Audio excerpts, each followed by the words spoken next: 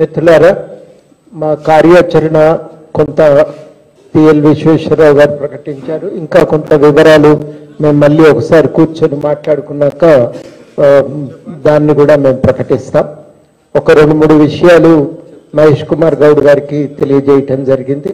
ఇవాళ తెలంగాణ ఉద్యమకారులు ఒక గుర్తింపు కోసం వాళ్ళు ఆరాటపడతా ఉన్నారు.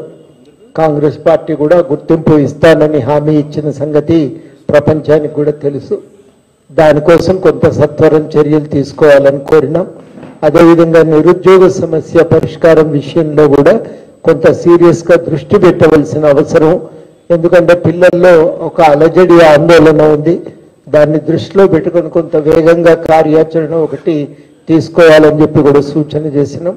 అదేవిధంగా మిత్రపక్షాలకు కూడా తెలంగాణ జనసమితికి తగిన భాగస్వామ్యం కల్పిస్తానని కూడా కాంగ్రెస్ పార్టీ హామీ ఇచ్చింది. ఆ భాగస్వామ్యం విషయంలో కూడా వేగంగా చర్యలు తీసుకోవాలని మేము వారిని కోరటం జరిగింది.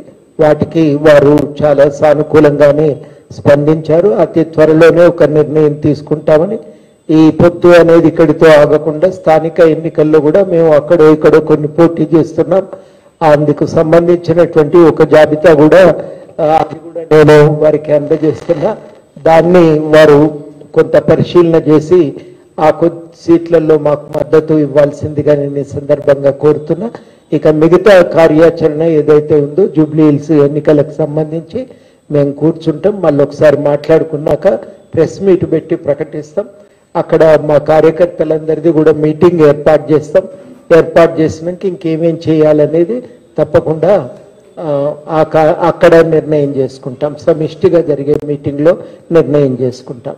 ఇది ఇక్కడ ఇవాళ ప్రధానంగా అనుకున్నటువంటి విషయాలు. మీ అందరు కూడా ఈ పత్రికా సమావేశానికి వచ్చి సహకరించినందుకు మీ అందరికీ పేరు పేరున కృతజ్ఞతలు.